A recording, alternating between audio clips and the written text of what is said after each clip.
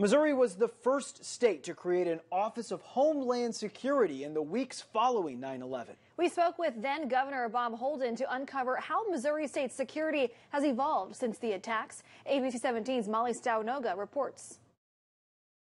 But as the minutes unfolded, it became very obvious that it was a planned attack. Just 15 days later, Holden appointed Tim Daniel as his Homeland Security advisor, making Missouri the first in the nation to have an Office of Homeland Security. And we went about just fundamentally looking at all of the infrastructure exposure we had in the state of Missouri and what we needed to do to protect our state. I think there are two main areas. One, can we avoid weapons of mass destruction being used against Americans? And then number two, what will America be like at the other end? We're at the other end. Now the Director of Public Safety serves as Homeland Security Advisor. What would you say like the biggest threat or the biggest focus is in the future or current times?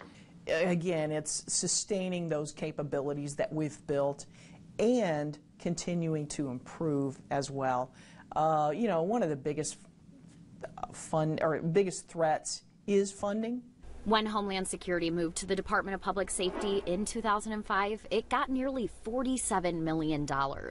In fiscal year 2020, it didn't even get $8 million. Yeah, the current funding is used to sustain the equipment and the training and exercise that have been put in place. We are trying to expand some of those core capabilities. One of those core capabilities is communication. When the New York police and fire responded to the Twin Towers on 9/11, they couldn't talk to each other. So it sounds like communication is very important. It is, you know, and that was one of the things that came out of 9/11 was the need for increased information sharing.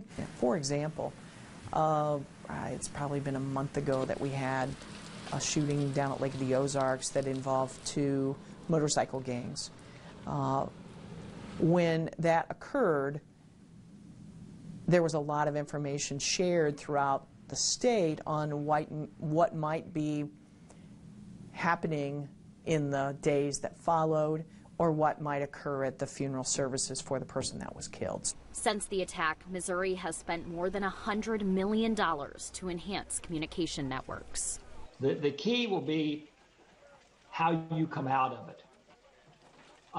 What do you put in place in the future that enhances and strengthens your democracy or undermines the core values of that democracy? If you strengthen your democracy, then everybody will receive benefit and achievement of it.